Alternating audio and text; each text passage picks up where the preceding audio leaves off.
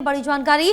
Delhi NCR में झमाझम बारिश और बारिश से मौसम सुहावना हो गया है। बारिश से तापमान में भी गिरावट दर्ज की गई और कई इलाकों में जल भराव भी देखने को मिल रहा है। बड़ी जानकारी आप तक पहुंचा रहे हैं, जहां दिल्ली एनसीआर में झमाझम बारिश हो रही है। बारिश से मौसम सुहावना हो गया, जहां इस बीच देखा जा रहा था कि दिल्ली एनसीआर में बीते 2 दिन से बारिश नहीं हुई थी, जिसके चलते उमस भरी जो गर्मी है उसका सामना करना पड़ रहा था। बहरहाल आज बारिश होने से मौसम सुहावना हो गया है। बारिश से तापमान में भी गिरावट दर्ज की गई है। बारिश से कई इलाकों में जल भराव की समस्या देखने को मिल रही है। बहरहाल दिल्ली के कई इलाके अब भी ऐसे हैं जहां पर जल भराव की समस्या लगातार देखने को मिल रही है। बहरहाल जो दावे वादे दिल्ली सरकार की तरफ से किए गए और यहां पर यह कहा जा रहा था कि इस बार बीजेपी की गवर्नमेंट आने के बाद पानी नहीं भरेगा। बहरहाल कई हद तक ये जरूर देखा गया कि कई जगह जल भराव नहीं हुआ। जहां जहां उम्मीद की जा रही थी उन जगहों में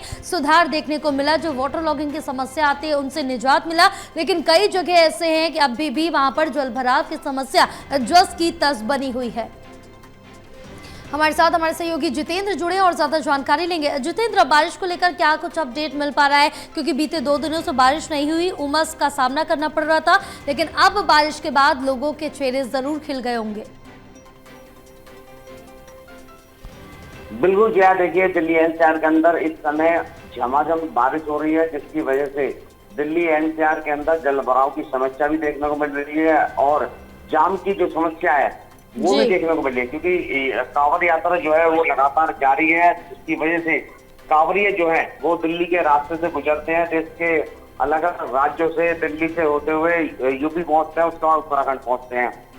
लेकिन अगर बारिश की मैं बात करूं तो बारिश की वजह से दिल्ली एनसीआर के अंदर जलभराव हो गया है। हालांकि दिल्ली सरकार ने ये दावे जरूर किए थे कि दिल्ली के अंदर जलभराव नहीं होगा, लेकिन जगह जगह जलभराव की समस्या जो है वो देखने को मिल रही है। लेकिन जैसे कि आईटीओ हो गया, मिंटो रोड हो गया, जहां पर जलभराव सबसे ज्यादा होता है, वहां पर जो पंप लगाए गए हैं उसकी वजह से जलभराव वहां पर नहीं हुआ जहां पर अधिकतर देखने को मिलता था। लेकिन जो निचले इलाके हैं वहां पर जलभराव की जो समस्या है वो देखने को मिल रही है। शास्त्री पार्क की बात करूं, भजनपुरे की बात करूं, उस्मानपुर की मैं बात करूं, सीलमपुर की बात करूं या करामनगर की बात करूं, उत्तर पूर्वी जिले की बात करूं, तो वहां पर जल भराव की जो समस्या है वो देखने को मिल रही है। लगातार बारिश जो है वो हो रही है, लेकिन एक तरफ जो है लोगों को गर्मी से राहत जरूर मिली है, लेकिन दूसरी तरफ बारिश से लोगों को कहीं ना कहीं परेशानियों का भी सामना करना पड़ रहा है, क्योंकि बारिश होने की वजह से डेंगू की, मलेरिया की जो बीमारियां हैं वो भी पनप जाती हैं, जिसके चलते हमारी बात हुई थी अब से 2 दिन पहले सत्य शर्मा से, जिन्होंने साफ तौर पर ये कहना था कि अलर्ट मोड पर जो है वो अस्पतालों को रखा गया है, क्योंकि बारिश का मौसम है और ऐसे बारिश के मौसम में जो बीमारियां हैं वो पनपती हैं। और डॉक्टरों को, एमएस को ये हिदायत दी गई है कि अगर कोई भी शख्स बुखार से पीड़ित आता है, डेंगू से पीड़ित आता है, तो उसको तुरंत एडमिट किया जाए। उसको लेकर दिल्ली सरकार एक्टिव में दिखाई दे रही है, लेकिन कह सकते हैं कि जिस तरीके से एमसीडी ने दावे किए थे कि दिल्ली के अंदर जलभराव नहीं होगा, उनके दावे कहीं ना कहीं फेल हुए नजर आ रहे हैं। बिल्कुल, क्योंकि उन दावे वादों की जो पोल है वो खुलती हुई साफ तौर से नजर आ रही है। बहरहाल जितेंद्र, तमाम जानकारी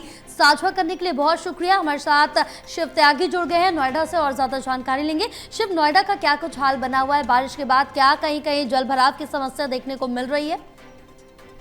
देखिए, बेशुमार बारिश के बाद से कहीं ना कहीं नोएडा और दिल्ली एनसीआर वासियों को एक बड़ी राहत जरूर मिल रही है, क्योंकि बढ़ते हुए तापमान से लगातार नोएडा वासी या दिल्ली एनसीआर के वासियों को दिक्कत हो रही थी। लेकिन कहीं ना कहीं जिस तरीके से बारिश हुई है उसके बाद से तापमान में गिरावट होगी, और जो ज्यादातर देखा जाता है कि बारिश के बाद से रोस्टिंग या तमाम जो दिक्कतें होती हैं वो देखने को नहीं मिली है साफ तौर पे, क्योंकि ट्रैफिक जाम जो जैसी समस्या भी अभी नोएडा में नहीं है। तो कहीं ना कहीं जो देर रात शाम बारिश हुई है उसके बाद से तापमान में गिरावट हुई है, उसके बाद से कहीं ना कहीं एक खुशनुमा मौसम है वो देखने को मिल रहा। फिलहाल अगर देर रात तक बारिश हुई ऐसे में या सुबह तक बारिश होगी तो उसके बाद जो पीक रात के समय है उसमें देखने को मिलेगा कि ये जो ट्रैफिक जाम की समस्या है उससे जरूर जो है लोगों को जूझना पड़ सकता है। बिल्कुल शिव, तमाम जानकारी साझा करने के लिए बहुत शुक्रिया आपका।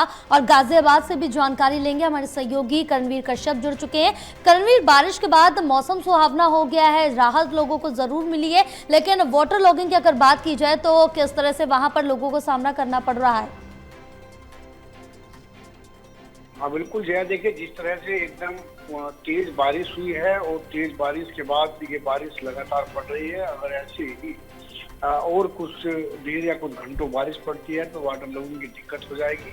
हालांकि दफ्तर से लौटने वाले लोगों को थोड़ी बहुत स्लो ट्रैफिक का सामना करना पड़ा। कई इलाकों में हल्का जल भराव इस बारिश से हुआ है। इंद्रापुरम इलाके में जो सड़कें हैं उन पर लबालब पानी भर गया है।